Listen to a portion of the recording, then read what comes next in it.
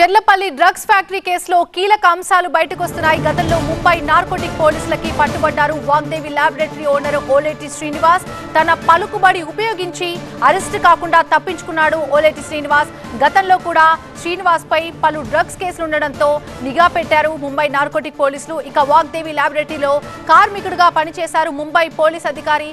అలాగే నెల రోజుల నుంచి పక్కగా పోలీసులు ప్లాన్ చేసి కోట్ల విలువ చేసేటువంటి డ్రగ్స్ ని స్వాధీనం చేసుకున్నారు ముంబై పోలీసులు. గత నెల రోజుల నుంచి పక్కగా ప్లాన్ చేసి కోట్ల విలువ చేసే డ్రగ్స్ ని స్వాధీనం చేసుకున్నారు ముంబై పోలీసులు. గతంలో కూడా ఓలేటి శ్రీనివాస్ పై డ్రగ్స్ కేసులు ఉండడంతో ముంబై నార్కోటిక్ పోలీసులు నిఘా పెంచారు. తన పలుకుబడి ఉపయోగించి గతంలో అరెస్ట్ అయినప్పుడు తప్పించుకునే ప్రయత్నం చేశాడు. మొత్తానికైతే తప్పించుకోగలిగి మళ్ళీ బయటకు వచ్చి మళ్ళీ ఇదే దందా నడిపిస్తున్నట్టుగా గుర్తించారు నార్కోటిక్ పోలీసులు.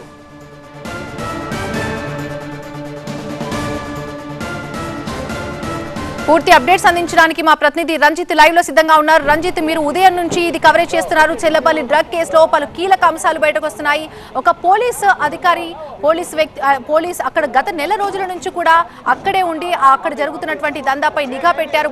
మొత్తానికైతే ముంబై నార్కోటిక్ పోలీసులు ఎలాంటి విషయాలు వెల్లడిస్తున్నారు? పూర్తి అప్డేట్స్ ఏంటి?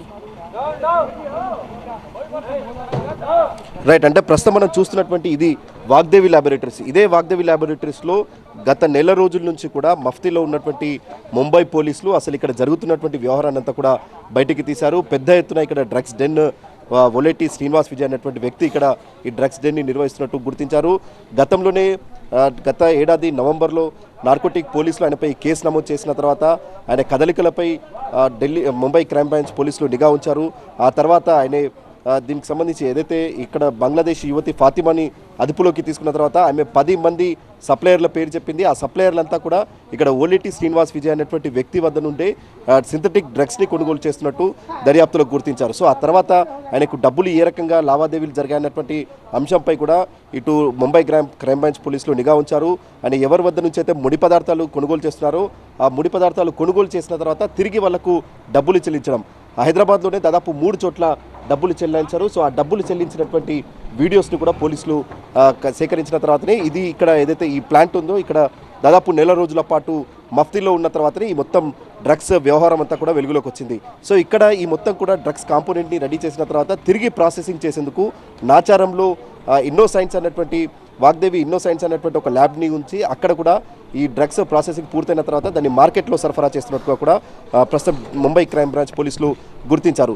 సీజ్ చేసినటువంటి దాదాపు మనం చూస్తున్నాం 100 బ్యారెళ్లకు సంబంధించిన డ్రగ్స్ ముడి పదార్థాలని కూడా ఇక్కడ నుండి ముంబైకి తరలిస్తున్నారు. దాదాపు 2 గంటల నుండి కూడా ఈ బ్యారెళ్లను లారీలో లోడ్ చేస్తున్నారు. దీంతో పాటు నాచారంలో ఉన్నటువంటి ఇన్నోసైన్స్ ల్యాబ్ వద్ద కూడా అక్కడ కూడా దీనికి సంబంధించి ముంబై క్రైమ్ బ్రాంచ్ పోలీసులు అక్కడ కూడా దాడులు నిర్వహిస్తున్నారు. అక్కడ కొంత డ్రగ్స్ని సీజ్ చేయడంతో పాటు అక్కడ కూడా పెద్ద ఎత్తున ముడి పదార్థాలని కూడా స్వాధీనం చేసుకున్నారు. సో ఇప్పుడు ఓలేటి శ్రీనివాస్ చాలామంది డ్రగ్స్ సరఫరా చేశాడు. అది కూడా ముంబైలో అనేక మంది సప్లయర్లకి నేను పరిచయాలనే కాబట్టి ఇప్పటివరకు ఇంత దాదాపు 4 ఏళ్లుగా ఇంత ఆర్గనైజ్డ్గా ఆయన ఇక్కడ డ్రగ్స్ డే నిర్వహిస్తున్నారు. కాబట్టి ఎవరెవరు ప్రోత్సాహం ఉంది, ఆయన వెనకాల ఎవరున్నారు, ఆ తర్వాత ఇప్పటివరకు ముడి పదార్థాలు కొనుగోలు చేసి ఆ తర్వాత రవాణా రూపంలో ఇక్కడికి రావడం, అంటే ఆయన ఇప్పుడు ఇలాంటి బ్యారెళ్లకు కూడా బ్రాండింగ్ లేబులింగ్ చేంజ్ చేసి అందులో ఉన్నటువంటి పదార్థం ఒకటైతే బయట వేరే రకంగా చెప్తూ ఆయన ట్రాన్స్పోర్ట్ చేశారు. సో ఇక్కడ ట్రాన్స్పోర్ట్ సిబ్బందికి సంబంధించిన పాత్ర పైన కూడా ఇప్పుడు ముంబై పోలీసులు అనుమానాలు వ్యక్తం చేస్తున్నారు. సో ఇప్పుడు పూర్తి స్థాయిలో నేను కస్టడీలోకి తీసుకొని విచారిస్తేనే ఈ మొత్తం డ్రగ్స్ డెన్ వ్యవహారం అంతా కూడా వెలుగులోకి వస్తుంది అన్నటువంటి